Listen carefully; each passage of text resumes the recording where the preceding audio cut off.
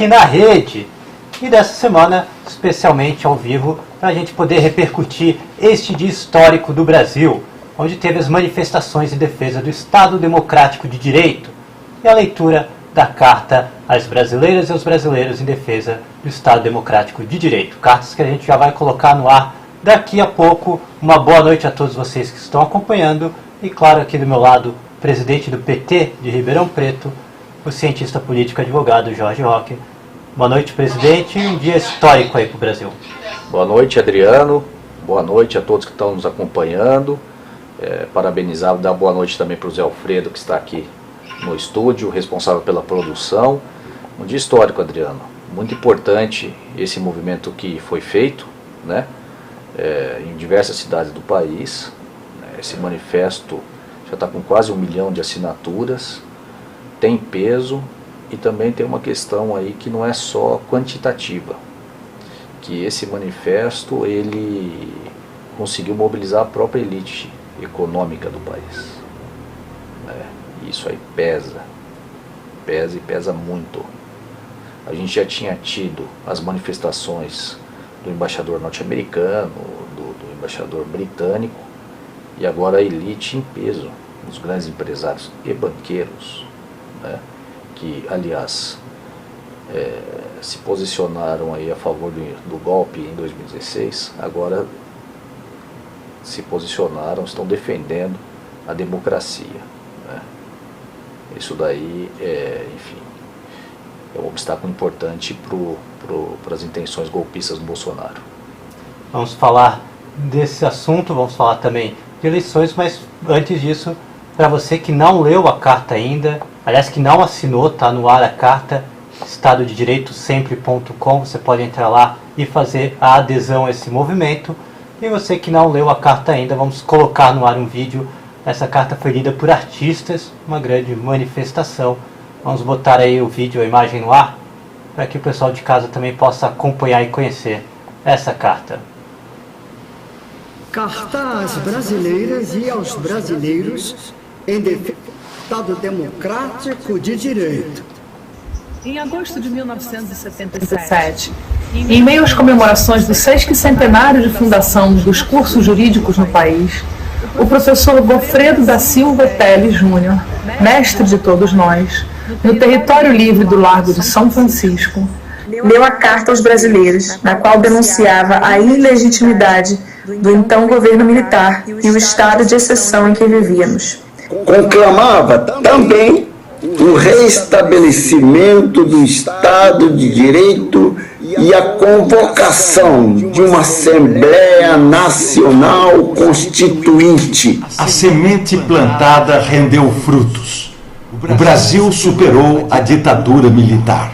A Assembleia Nacional Constituinte resgatou a legitimidade de nossas instituições, Reestabelecendo o Estado Democrático de Direito com a prevalência do respeito aos direitos fundamentais. Temos os poderes da República, o Executivo, o Legislativo e o Judiciário, todos independentes, autônomos e com o compromisso de respeitar e zelar pela observância do Pacto Maior, a Constituição Federal. Sob o manto da Constituição Federal de 1988, prestes a completar seu 34º aniversário, passamos por eleições livres e periódicas, nas quais o debate político sobre os projetos para o país sempre foi democrático, cabendo a decisão final à soberania popular. A lição de Goffredo está estampada em nossa Constituição. Todo o poder emana do povo, que o exerce por meio de seus representantes eleitos ou diretamente, nos termos desta Constituição. Nossas eleições, com o processo eletrônico de apuração, têm servido de exemplo no mundo. Nós tivemos várias alternâncias de poder com respeito aos resultados das urnas e transições republicanas de governo. As urnas eletrônicas revelaram-se seguras e confiáveis, assim como a justiça eleitoral. Nossa democracia cresceu e amadureceu. Mas muito ainda há de ser feito. Vivemos num país de profundas desigualdades sociais, com carências em serviços públicos essenciais como saúde, educação, habitação e segurança pública. Temos muito a caminhar no desenvolvimento das nossas potencialidades econômicas de forma sustentável. O Estado apresenta-se ineficiente diante dos seus inúmeros desafios. Pleitos por maior respeito e igualdade de condições em matéria de raça, gênero e orientação sexual ainda estão longe de ser atendidos com a devida plenitude. Nos próximos dias, em meio a esses desafios, teremos o início da campanha eleitoral para a renovação dos mandatos dos legislativos e executivos estaduais e federais. Neste momento, deveríamos ter o ápice da democracia com a disputa entre os vários projetos políticos, visando convencer o eleitorado da melhor proposta para os rumos do país nos próximos anos. Ao invés de uma festa cívica, estamos passando por um momento de imenso perigo para a normalidade democrática. Risco às instituições da República e insinuações de desacato ao resultado das eleições. Ataques infundados e desacompanhados de provas questionam a lisura do processo eleitoral e o Estado democrático de direito, tão duramente conquistado pela sociedade brasileira.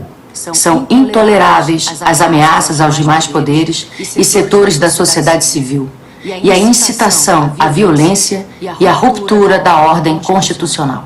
Assistimos recentemente a desvarios autoritários que puseram em risco a secular democracia norte-americana. Lá, as tentativas de desestabilizar a democracia, a confiança do povo na lisura das eleições não tiveram êxito. Aqui também não terão. Nossa consciência cívica é muito maior do que imaginam os adversários da democracia. Sabemos deixar ao lado divergências menores em prol de algo muito maior: a defesa da ordem democrática. Imbuídos do espírito cívico que lastreou a Carta aos Brasileiros em 1977 e reunidos no mesmo território livre do Largo de São Francisco, independentemente de preferência eleitoral e partidária de cada um, clamamos às brasileiras e aos brasileiros a ficarem alertas na defesa da democracia e do respeito ao resultado das eleições. No Brasil atual, não há mais espaço para retrocessos autoritários. Ditadura e tortura pertencem ao passado. A solução dos imensos desafios da sociedade brasileira passa necessariamente pelo respeito ao resultado das eleições. Em vigília cívica contra as tentativas de rupturas, bradamos de forma uníssona: Estado democrático de direito sempre.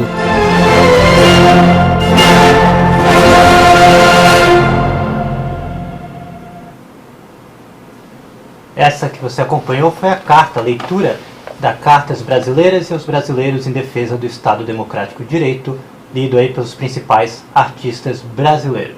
Havia uma preocupação que essa manifestação ficasse no entorno da USP com apoio de movimentos de esquerda.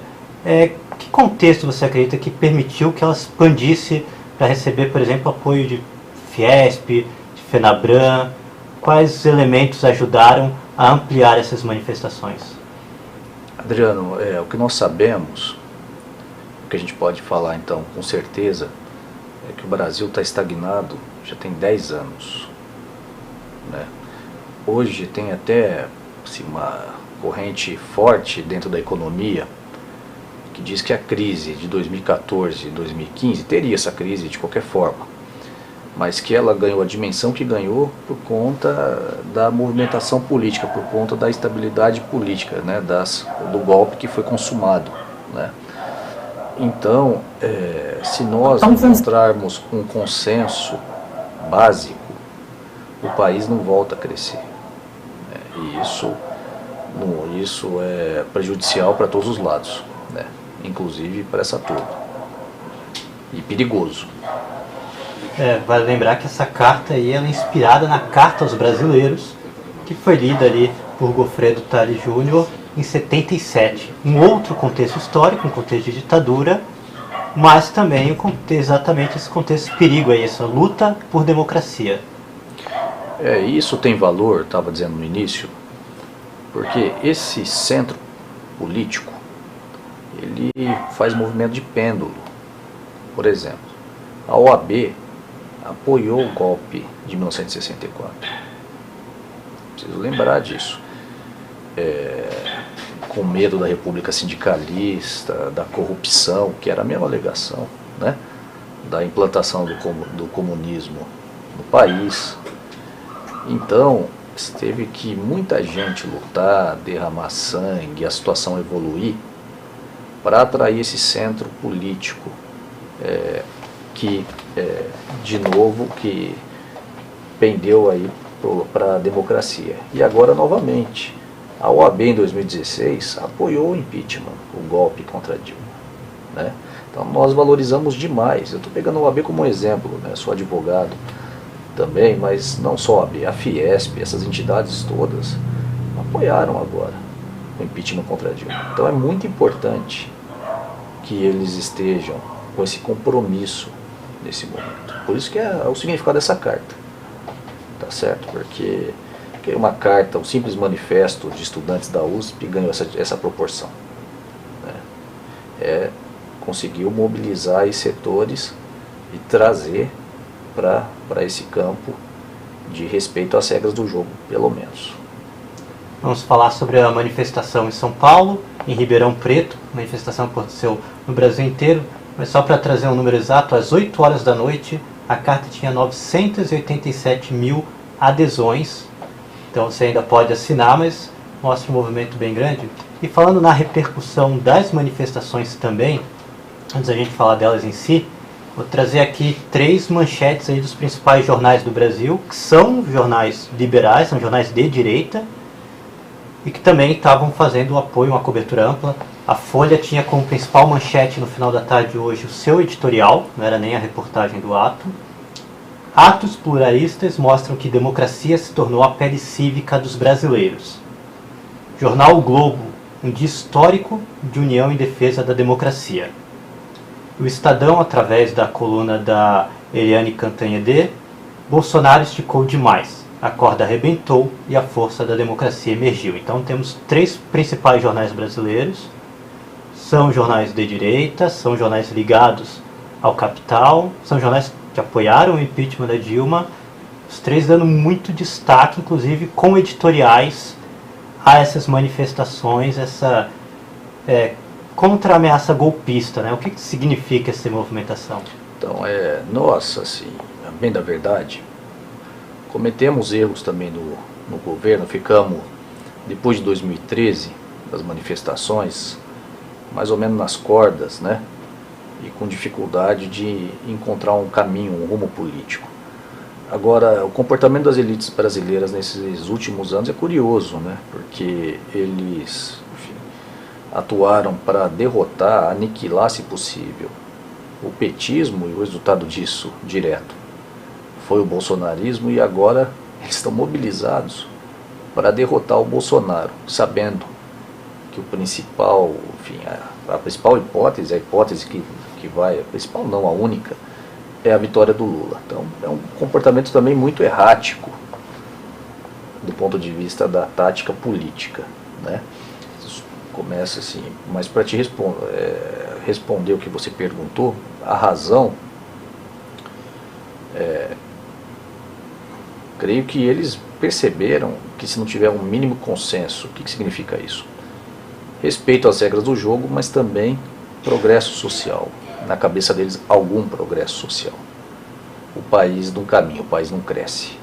E com isso, os negócios prejudicam os negócios. Mesmo os bancos, tem uma situação curiosa, né? Eu estava lendo um livro de um economista sobre a história dos bancos. Tem 2 situações que os bancos quebram. Ou porque falta dinheiro, ou porque tem dinheiro demais. Essas 2 os bancos quebram. É curioso isso. Quando tem dinheiro demais, está drenando muito dinheiro da economia, né? O sistema vai acabar entrando em colapso, entendeu? E os bancos, aquilo ali viram papéis que não tem mais valor real, né? Então os próprios bancos, apesar de estarem lucrando de forma, enfim, até inédita, eles sabem que é insustentável. Não é só a longo, a médio prazo, esse caminho que está posto. Está todo mundo avaliando, né? E eles, creio eu, estão pensando nesse sentido. por isso que eles estão aceitando até a nossa volta. A volta do PT, né, a volta das forças progressistas, do campo progressista no governo. E, aliás, eu disse aqui uma vez, num programa, teve até pessoas que discordaram, até dentro do PT, a libertação do Lula já faz parte desse movimento. Faz parte já da compreensão de que só ele poderia derrotar o Bolsonaro. Quem libertou o Lula foi, em certo sentido, quem o prendeu. Vamos falar sobre as manifestações. A carta, que foi organizada pela USP, teve a leitura em São Paulo, e manifestação aconteceu nos cursos de Direito aí de boa parte do país. Aqui em Ribeirão Preto, foi na Faculdade de Direito da USP. Presidente, você estava lá, como é que você pode falar e resumir um pouco o pessoal e falar do clima, principalmente, dentro da Faculdade de Direito da USP? Um clima de muita harmonia, né, de muita unidade, muitas entidades presentes, né, representantes aí do Ministério Público, da magistratura, né. Os tons das falas evidentemente variaram conforme a posição, né, política, enfim, de cada um, mas com essa unidade na questão fundamental, que é a defesa da democracia e o rechaço aos inimigos da democracia. Porque a defesa da democracia é fácil, né, assim. Todo mundo defende a democracia. A questão é apontar também quem são os inimigos, né? Por que nós estamos fazendo o ato hoje a favor da democracia e não estamos fazendo há 10 anos atrás? Evidentemente que agora nós temos uma força social significativa que defende a supressão da democracia. Existe isso e parte do próprio presidente da República. E você falasse também um pouquinho do movimento que foi para conseguir organizar isso. Tem uma participação da USP, tem participação de outras instituições importantes, né? É um pouco diferente do movimento que teve, por exemplo, da manifestação do final da tarde no Calçadão. Ali já é um movimento mais partidário, mais de movimentos sociais, né? Da USP conseguiu manter esse ambiente que é o do ambiente da carta, né? Que é um ambiente mais suprapartidário, inclusive com entidades não partidárias. Sem dúvida, O ato da tarde foi um ato da esquerda, do campo progressista de Ribeirão Preto, que, aliás, está resistindo a isso desde 2020, fazendo atos fora Bolsonaro, não é de agora, né? E esse da USP foi organizado pela própria comunidade acadêmica. Nós somos convidados para participar e contribuímos, né, com a divulgação, mas foi uma iniciativa deles mesmos. O que nós saudamos, viu? Muito positivo. Você foi uma das pessoas que teve espaço de fala para poder discursar. Qual foi a mensagem principal que você quis levar aí a quem estava acompanhando? Eu tendo muito a falar tentar falar de forma racional, né? A minha mensagem, o que eu queria passar é que não há possibilidade de preservar a democracia, que a luta pela preservação da democracia implica em lutar para a eleição do Lula. Foi isso que eu quis passar.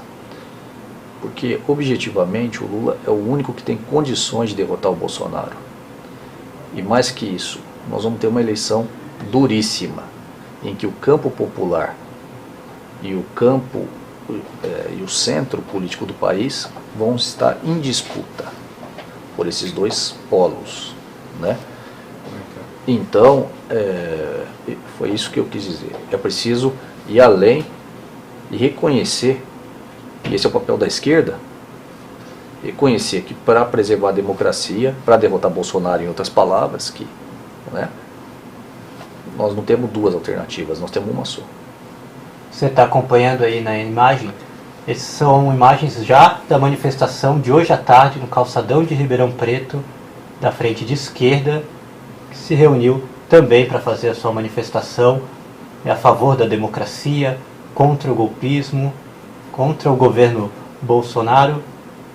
E isso faz parte, presidente, de um calendário de manifestações que começou já com a pandemia, já vinha até de antes da pandemia, na verdade, e teve a criação esse ano, no início do ano, ali em torno de março, da Frente Vamos Juntos pelo Brasil, também a Frente Suprapartidária de Ribeirão Preto. Essa frente, na verdade, ela já surgiu há alguns anos, né? Ela operou, mas na essência ela já existe. E desde 2020 ela tem feito atos fora Bolsonaro, né? De resistência à situação que está colocada. Foi interessante o ato agora da tarde, né? Eu pessoalmente não participei, eu estava em outra atividade em Sertãozinho, mas liguei e tal para as pessoas, conversei e conseguiu dialogar ali com a população que estava no centro da cidade. Está tendo Feira do Livro também, né? Está sendo montados os estandes, na verdade. Então tinha um pessoal transitando por ali.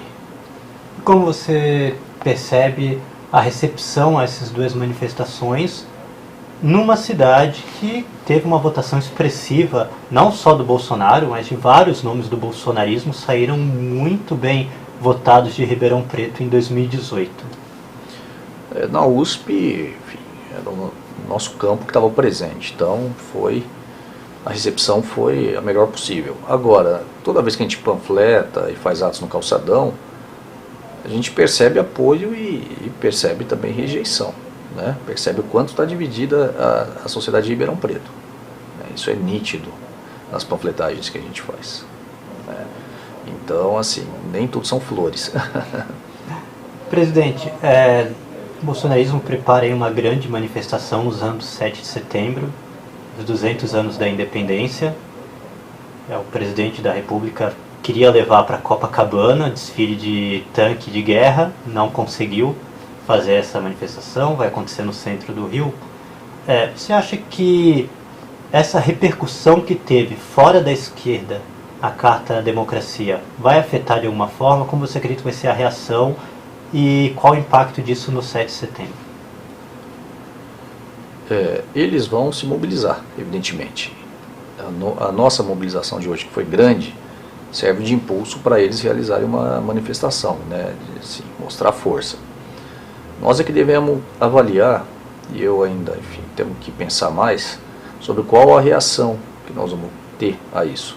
Se nós vamos sair às ruas no dia 7, se nós vamos dar uma resposta depois do dia 7, temos que avaliar essa situação, ver o que é mais eficiente do ponto de vista político, né, para estar se contrapondo a esses atos autoritários. Agora, para além disso, sem dúvida, os atos do dia 7 do bolsonarismo já chegam enfraquecidos, sem dúvida, porque para eles é indispensável que uma parte da elite, uma parte significativa da elite, adira aos atos, porque senão eles não basta ter 10 milhões de pessoas na rua, não é suficiente. E essa carta diminuiu muito as expectativas, certamente, que eles estavam tendo de apoio de qualquer situação desse tipo. Eu acompanhei muitos comentários hoje, fui procurando veículos que têm uma abertura maior, que não é acompanhado só pela esquerda ou só pela direita. Eu vi que a principal narrativa que eles tentam emplacar na carta e nessas manifestações é que seriam atos da esquerda pró-Lula. Acredito que é uma justificativa fácil de quebrar, mas tem poder de mobilização na base, né? Como é que você acredita? Acho que vai conseguir emplacar isso? Que quem foi para a rua foi de esquerda, já Lula, que seria um movimento anti-Bolsonaro e não um movimento para a democracia? No setor que está em disputa, sim, é possível. Porque tem um setor que não está em disputa, que ele vai acreditar no que ele quer. Se você falar que a Terra, enfim, é plana, ele vai acreditar. Algumas pessoas acreditam nisso, né? Acreditam que a vacina, enfim, tinha um chip na vacina e coisas do tipo, né? Então esse setor enfim, você não tem condições de discutir com ele. Agora, no setor que está em disputa, existe um setor em disputa, ou seja, podemos ou não conquistá-lo, para esse setor é relevante que tenha tido uma amplitude, né, de instituições, de pessoas que assinaram essa carta, dos diversos aspectos econômicos e políticos, né? Então é importante. E esse setor ouve e presta atenção, e esse ato repercute. Você mesmo disse, a cobertura desses atos tem sido enorme, teve um destaque grande, foi aliás a principal manchete do dia hoje, né, nos jornais. Durante o dia inteiro. Durante o dia todo, o que é muito significativo. além das instituições que a gente citou como FIEP, FEBABAN, OAB, os presidenciáveis, vários presidenciáveis se manifestaram. O presidente Lula falou da importância da defesa da democracia e que a democracia, segundo o presidente Lula, também se faz, a defesa das instituições também se faz com emprego, com dinheiro no bolso, comida na mesa da população. Outros presidenciáveis, como o Ciro Gomes, como a Simone Tebet, também se manifestaram. Aí nessa linha de que as manifestações são amplas, se a defesa da democracia é a batalha de todos, tentando tirar um pouco o peso da esquerda na movimentação de hoje, mas a maioria dos presidenciáveis resolveu se manifestar. Sim, essa carta foi pessoas com projetos políticos, né, econômicos, enfim, distintos, assinaram. O único ponto é a preservação da democracia, a preservação das regras do jogo, para decidir qual projeto que vai vigorar no país, né? Quem não assinou foi o presidente da República, o Bolsonaro. Quem não assinou, que aliás chamou de cartinha, que tentou ridicularizar, né? Agora, se ele teve necessidade de responder, talvez tenha se sentido um pouco incomodado, né? Com a manifestação de apoio que essa carta, porque foi algo, enfim, não era esperado de início que ganhasse essa repercussão. E você acredita que essa mobilização prévia e as manifestações de hoje, essa repercussão nos próximos dias, que impacto isso deve ter na corrida eleitoral? Na corrida eleitoral, diretamente, não sei se o impacto vai ser assim, medido a curto prazo. Porque isso, como eu disse, qual que é o efeito para mim principal dessa carta, né, desse ponto de vista? É a conquista desse centro político. Ela vai ter um papel nisso, mas outras coisas terão que ser feitas, né? Então talvez apareça, isso vai ser difícil você mensurar, né? Mas vai ter um impacto mediado, mas vai ter, né? E você acredita que pode ter um impacto nos bastidores políticos, de ter mais gente aí pulando fora do barco do governo ter eleição, ou acha que essa parte de equipe, essa parte de aliança está consolidada para o processo eleitoral? Então é esse centro que uma parte já voltou para o Bolsonaro, mas uma parte está com a gente, né? Está com o campo democrático popular, que essa carta tem interferência, porque em certos setores, por exemplo, naqueles setores mais reacionários do país, ela não vai ter impacto nenhum. E para nós também, nós já estamos convencidos, né, do campo democrático popular de qual é o caminho. É nesse centro, nas classes médias principalmente, né, em certas elites do país, que essa carta vai ter muito impacto, né, e está tendo, a gente está observando. Nós passamos aqui o vídeo da mobilização dos artistas, né, bastante gente aí significativa, de peso, mostrando a cara, né, numa situação que é de risco até, né, então acho que ela tem essa importância.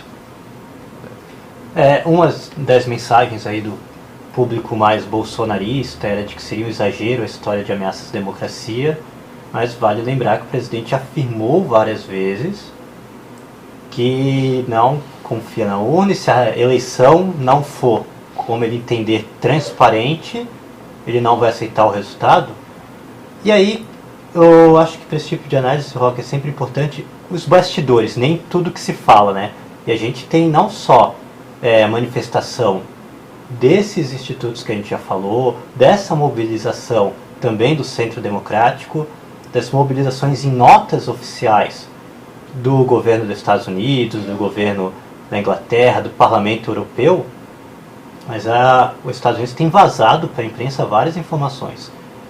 Foi vazado uma conversa secreta com o governo de que os Estados Unidos não aceitaria aventura com a democracia. Foi vazado mensagens de que o governo passou a empresários americanos de que é para ter reação econômica se tiver um golpismo no Brasil. Tivemos essa semana a notícia de que o Brasil comprou mísseis dos Estados Unidos. Os Estados Unidos está segurando essa entrega para sentir o que vai acontecer, para poder fazer essa entrega ao Exército. Então, assim, são setores que mostram que não é da boca para fora as ameaças do Bolsonaro. Claro que não. E se a gente pensar a história da República Brasileira, não estou nem falando da história brasileira em geral, o período democrático de democracias, ele é menor do que os períodos autoritários.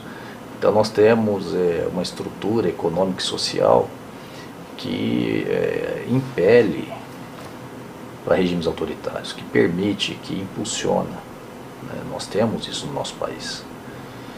E mesmo se você considerar a democracia que foi instalada em 45, com a queda do Getúlio, em 46 cassaram o registro do partido. O Prestes tinha sido senador, mas muito restritiva, tá certo? E nós aqui, de 2016 até esse presente momento, estamos vivendo uma situação também que ainda é preservada uma certa democracia, mas situação que não é de normalidade. Não é de normalidade, né? Uma situação atípica. Então, enfim, existe sim a possibilidade e ela não acaba numa noite, né, a democracia. É um processo que ela vai sendo minada, né? E tem sido assim, a forma moderna de abolição da democracia. Ela é processual, né? Os casos da Ucrânia e etc., né, que são sempre citados, tem um caminho para isso, né, que vai de ataque à imprensa, de ataque às instituições de controle, de ataque ao parlamento e etc. Foi um dia histórico, a gente usou esse termo algumas vezes, foram manifestações importantes, tem uma importância muito grande a carta, repito aí, quem não assinou ainda é possível assinar, mas não pode parar aqui. Quais seriam os próximos passos aí dessa mobilização para garantir a democracia, garantir eleições seguras? Eu creio que, Adriano, para garantir a democracia nós temos que eleger o Lula. Eu tenho essa convicção.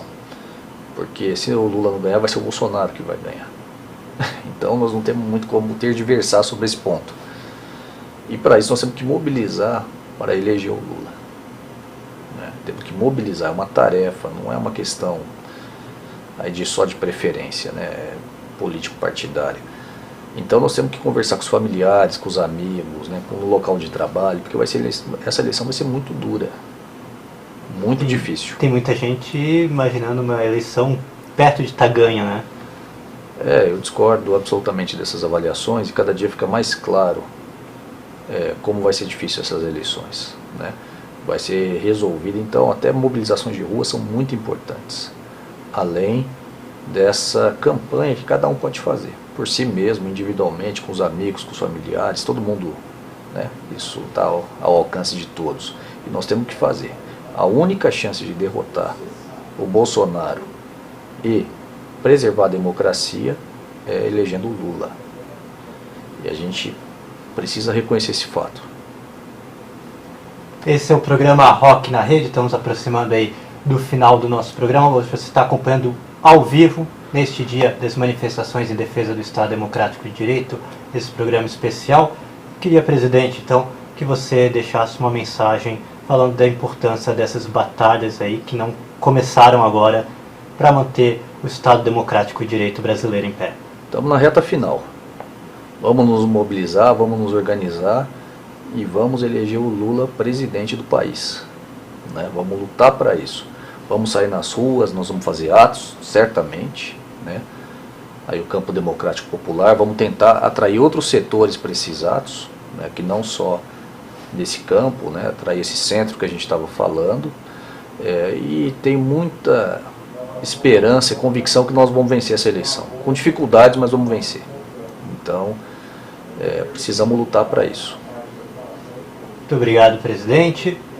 Eu gostaria de agradecer a você que acompanha o nosso programa. Ele vai continuar aqui no YouTube, junto com outros programas, junto com outros produtos aí da Rede PT. Compartilhe, comente, vamos espalhar essa mensagem. Acompanhe também com a gente as próximas edições, sempre nos canais oficiais da Rede PT. Programa Rock na Rede, apresentado por mim, Adriano Assis, sempre com a participação do presidente do PT de Ribeirão Preto, Jorge Roque, direção de José Alfredo Carvalho. Muito obrigado a você, uma ótima semana. Você sabe, na hora em que precisa, é com o PT que você pode contar. Obrigado. Adriano, acho que eu falei antes da hora ali. Não, que isso. Mas valeu aí. Te prendi até tarde hoje, né?